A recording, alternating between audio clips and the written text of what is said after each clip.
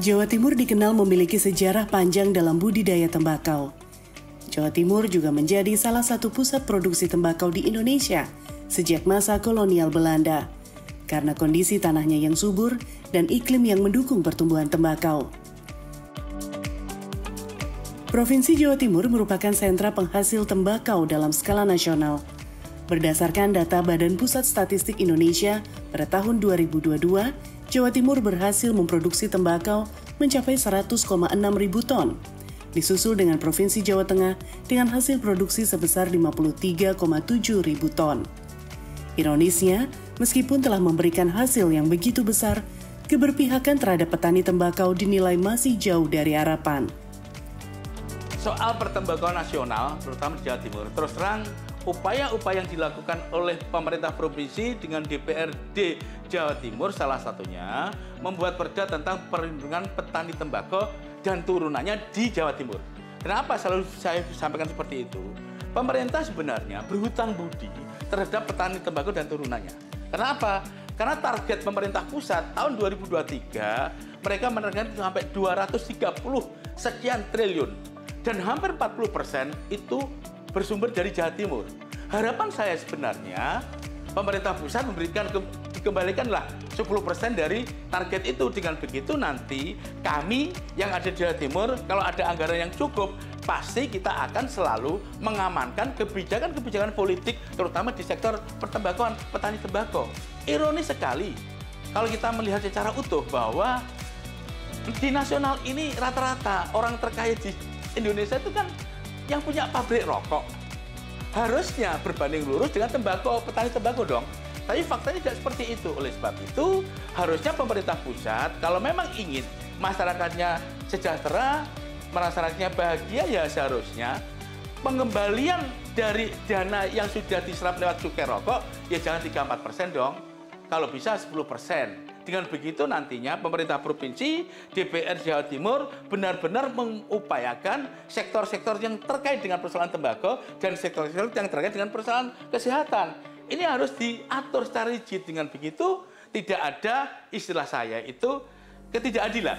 Karena apa? Ya karena terus terang rata-rata petani tembakau itu akan mengalami hasilnya maksimal pada waktu musim kemarau. Padahal saat ini musim rendeng dan musim kemarau ini sangat ekstrim. Nah, siapa yang membackup mana mereka yang gagal? Sama dengan sektor pertanian tadi. Belum ada upaya-upaya dana untuk pengaman mereka. Nah, ini yang harus didorong oleh pemerintah pusat maupun pemerintah provinsi. Dengan begitu nanti banyak kaum milenial, anak-anak muda yang mau masuk di sektor perkebunan maupun sektor pertanian. Kalau sektor pertanian dan sektor perkebunan menjanjikan ekonomi, saya pikir kaum milenial pasti akan ikut masuk di wilayah itu. Kalau tidak, pasti kita akan kerepotan. Karena apa? Saat ini dua sektor ini belum bersifat industri, masih bersifat perorangan. Akibatnya apa? Teknologi yang diberikan pun tidak bisa teknologi yang berbasis IT, tapi teknologi berbasis manusia. Nah, mereka yang sudah tua-tua. Untuk itu harapan saya, dengan adanya cukai rokok yang sangat besar itu, harusnya ada stimulus untuk kepentingan masyarakat di sektor pertanian maupun perkebunan. Ada anggaran khusus lah untuk mereka. DPRD Provinsi Jawa Timur memandang pertembakauan sebagai sebuah kompleksitas. Di satu sisi, pemerintah banyak diuntungkan dengan adanya cukai tembakau. Namun kebijakan-kebijakan yang dibuat dirasa masih merugikan sejumlah pihak. Sebenarnya sektor tembakau ini yang paling diuntungkan adalah sektor pedagangnya sebetulnya. Karena pedagang itu kan harga bisa turun naik tergantung permintaan pasar. Tapi yang harus kita amankan adalah sektor hulu petani ya. Terus terang, mayoritas petani tembakau ini ekonominya pasti meningkat karena harga tembakau kan cukup mahal. Kedua, memang mereka daerah-daerah khusus yang memang hujannya tidak terlalu tinggi. Curah hujan terlalu tinggi pasti tembakau bagus. Cuma persoalan yang paling utama adalah karena memang sektor tembakau ini kan tidak menjadi sesuatu yang diharapkan oleh pemerintah. Pemerintah hanya ingin cukai tembakonya, tetapi sektor kesehatan kan juga sangat rentan dengan persoalan rokok yang harus, makanya banyak di daerah-daerah tertentu, kabupaten tertentu membuat satu perda tentang mengatur larangan merokok dan sebagainya. Ini salah satu bentuk bentuk inovasi yang harus dijalankan oleh pemerintah daerah masing-masing. Tetapi kami tetap memandang kenapa sih sektor ini harus diamankan. Karena ini heritage. Terus terang kita mau jujur aja, kalau kita bicara kebudayaan, ada satu nilai-nilai budaya yang terkait dengan persoalan tembakau, yaitu rokok kretek. Ini hanya ada di Indonesia.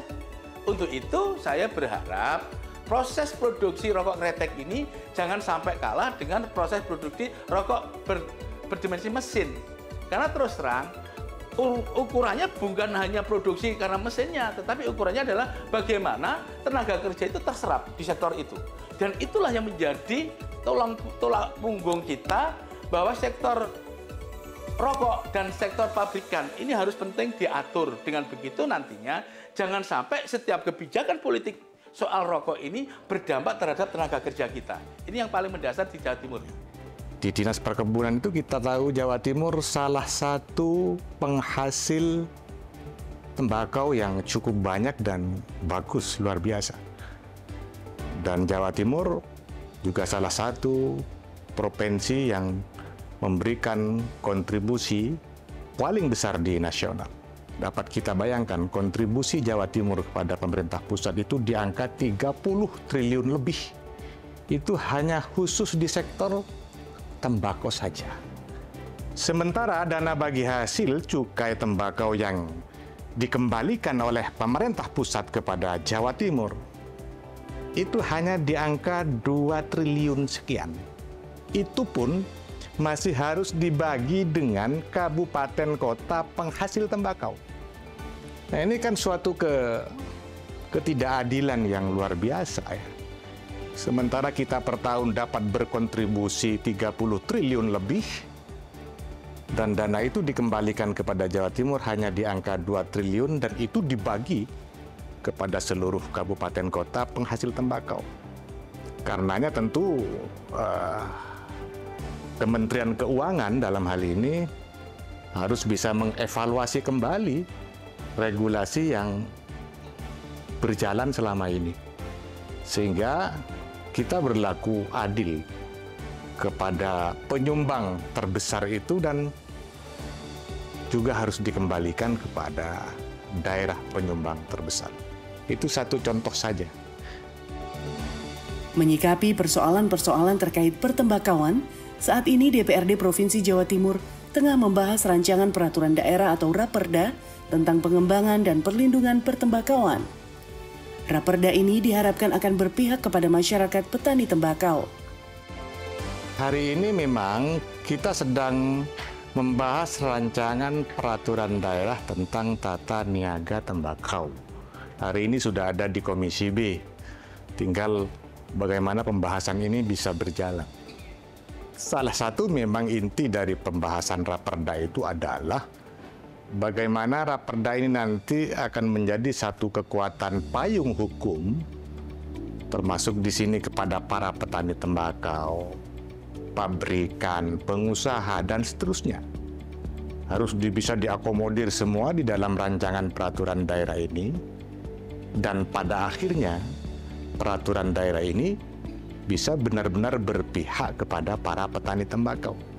Kita tahu, para petani tembakau kita ini kadang-kadang, dan ini sering terjadi, mulai dari sebelum tanam itu sudah kesulitan cari pupuknya, dan seterusnya. Setelah jadi tembakau, malah dijual dengan harga yang sangat murah. Itu kan juga harus, pemerintah harus hadir di sini. Jangan hanya kita pandai mengambil manfaatnya dari sektor tembakau ini, sementara tidak mampu memberikan pendampingan kepada para penghasil tembakau. Mohon doanya, mudah-mudahan rancangan peraturan daerah tentang tata niaga tembakau ini dapat segera disahkan, dan insya Allah Raperda ini akan menjadi harapan masyarakat Jawa Timur, terutama para petani tembakau. Jadi isi perda itu pasti kita ingin mengatur hulu sampai hilir. Artinya hulunya di sektor perkebunannya, pertaninya. Karena terus terang saat ini belum begitu maksimal pemerintah masuk di sektor itu. indikatornya apa? Pupuk bersubsidi yang masuk di sektor perkebunan sangat sedikit, beda dengan sektor pertanian. Untuk itu, pemerintah provinsi dalam ini DPR Jawa Timur Komisi B mengupayakan bagaimana Perda itu mengatur lalu lintas. Tidak hanya lalu lintas di sektor hulunya, di sektor tengahnya, di sektor hilirnya. Salah satu lalu lintas yang kita mau atur adalah bagaimana nanti juga importasi tentang tembakau itu benar-benar dijalankan oleh kalangan swasta pun harus diatur.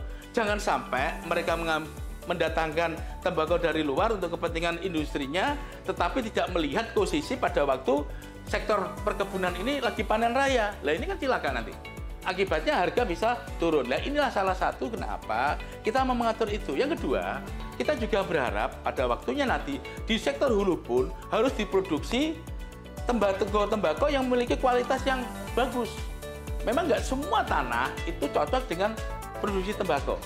Memang tembakau ini salah satu tanaman yang unik. Nggak semua tanah bisa ditanami tembakau. Untuk itu, pemerintah harus membuat satu kebijakan yang khusus. Dalam hal ini DPR Provinsi juga mengatur itu. Dengan begitu nantinya, pada waktu proses produksi yang ada di tembakau ini dan kewajiban para pelaku usaha besar, pabrik rokok besar, ya harus benar-benar ikut terlibat di dalamnya. Jangan sampai mereka mengambil manfaatnya saja. Tetapi pada waktu sektor itu terpuruk, mereka harus membantu lewat CSR-nya dan lain sebagainya. Ini yang kita mau atur sebetulnya. Untuk itu, harapan saya ke depan, tetap pemerintah pusat harus memberikan ruang yang cukup besar, terutama pada waktu mereka mengambil cukai tembakau dan turunannya. Dengan begitu nantinya kita bisa mengatur wilayah-wilayah mana di daerah Jawa Timur ini yang nanti produksinya di sektor pertanian, sektor pertembakauan, sektor perkebunan yang lain atau sektor pertanian yang lain. Dengan begitu, nanti setiap daerah memiliki kekhususan masing-masing dan itu harus diatur. Agar apa? Agar pada waktu mereka panen raya, mereka juga bisa mempunyai hasilnya. Yang ketiga, harapan saya, pemerintah provinsi atau pemerintah pusat segera juga membuat resi gudang. Karena resi gudang itu penting sekali. Di mana resi gudang itu diciptakan manakala satu kawasan itu produksinya melimpah. Dengan begitu harganya bisa dikendalikan kalau ada resi gudang. Itu perusahaan yang paling mendasar di sektor pertanian maupun sektor perkebunan di masyarakat Jawa Timur. Harus ada resi gudang. Dengan adanya regulasi yang memberikan perlindungan pertanian tembakau di Provinsi Jawa Timur, diharapkan sektor pertanian tembakau dapat tumbuh secara berkelanjutan, memberikan kontribusi signifikan terhadap perekonomian daerah, dan meningkatkan kesejahteraan petani. Penerapan kebijakan ini sejalan dengan semangat pembangunan berkelanjutan yang memperhatikan aspek ekonomi, sosial, dan lingkungan.